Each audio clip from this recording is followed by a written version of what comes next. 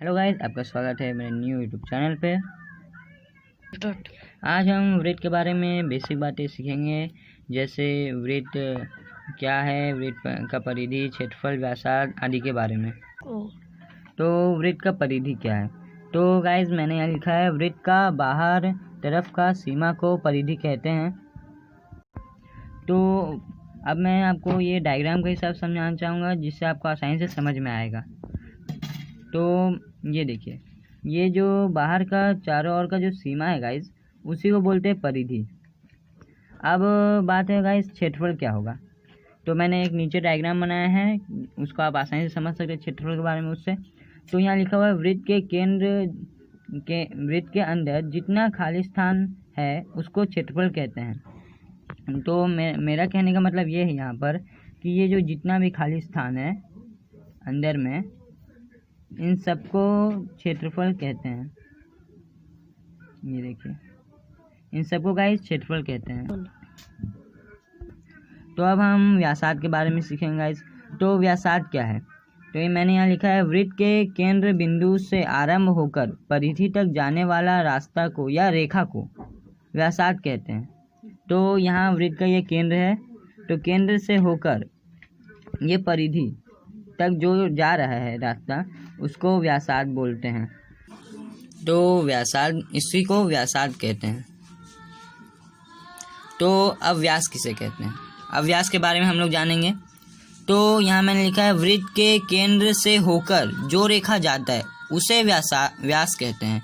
तो वृत्त का केंद्र से होकर जाता है, ना कि वृत्त के केंद्र बिंदु से आरंभ होकर जाता है।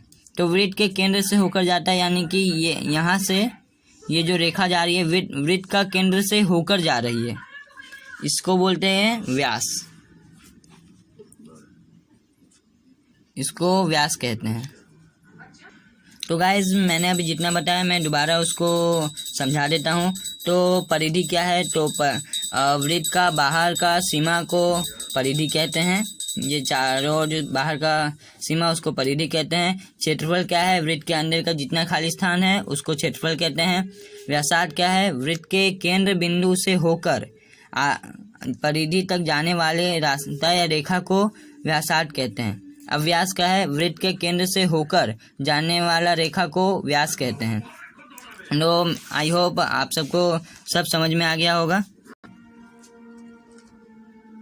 तो आज हम और एक बार और कुछ बात सीखेंगे कि व्यासार्ध को संकेत में क्या कहते हैं, उनका सूत्र क्या है, ये सब बेसिक चीज़ें गाइस। तो मैं आज आपको बेसिक सिखाऊंगा।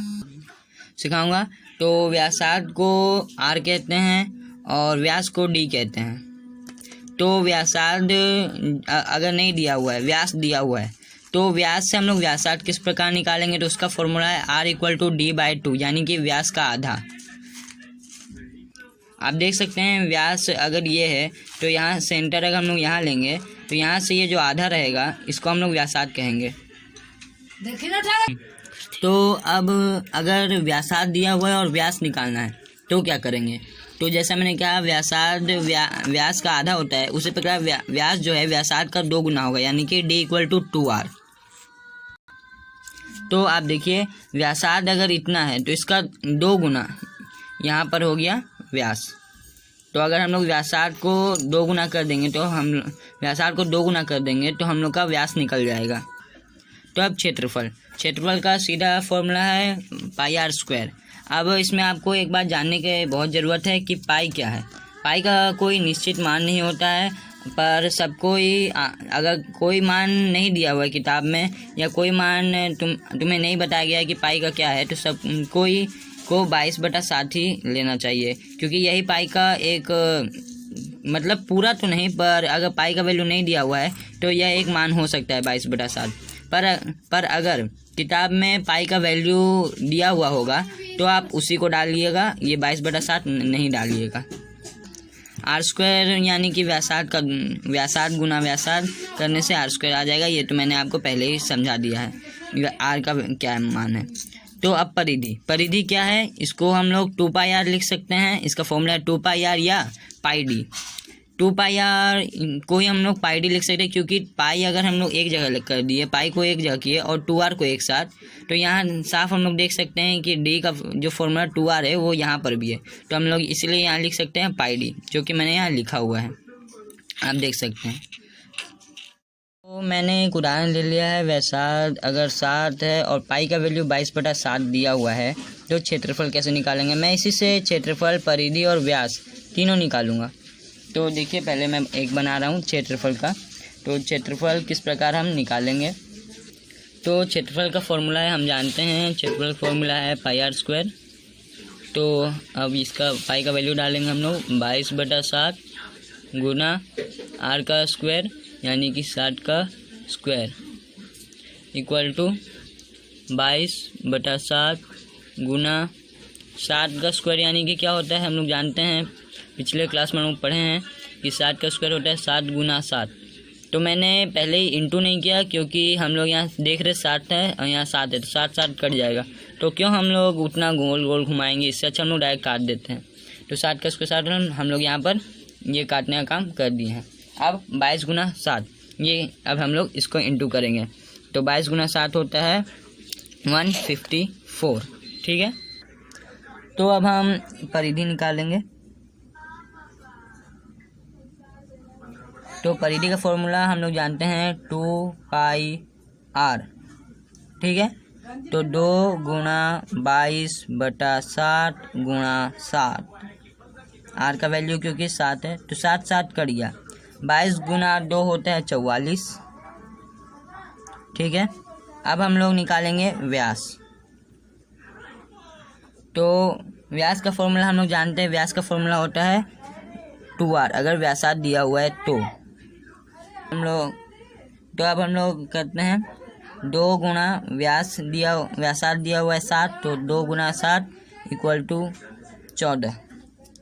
तो आप लोग देख सकते हैं मैंने एक मान लिया 7 व्यासार्ध का, और मैंने परिधि, क्षेत्रफल, व्यास तीनों निकाल लिया। तो अब हम लोग एग्जाम्पल 2 लेते हैं। अगर व्यास दिया हुआ है तो, जी हाँ व्यास दिया हुआ है, तो आप क्षेत्रफल, परिधि और व्यासार्ध किस प्रकार निकाल सकते हैं। तो पहले तो हमें क्षेत्रफल और परिधि निकालने के लिए व्यासार्ध सबसे ज़रूरी है, क्योंकि परिधि के लिए तो चल जाएगा, पाई डी हम लोग कर देंगे, तो व्यासार्ध निकालने की ज़रूरत नहीं है। पर क्षेत्रफल निकालना है तो हमें r निकालना ज़रूरी है, क्योंकि वहाँ πr² है फॉर्मूला। तो हम लोग यहाँ पहले व्यासार्ध निकाल देते हैं। तो व्यासार्ध का फॉर्मूला है, अगर व्यास दिया हुआ है तो व्यासार्ध का फॉर्मूला तो हम लोग जानते ही हैं,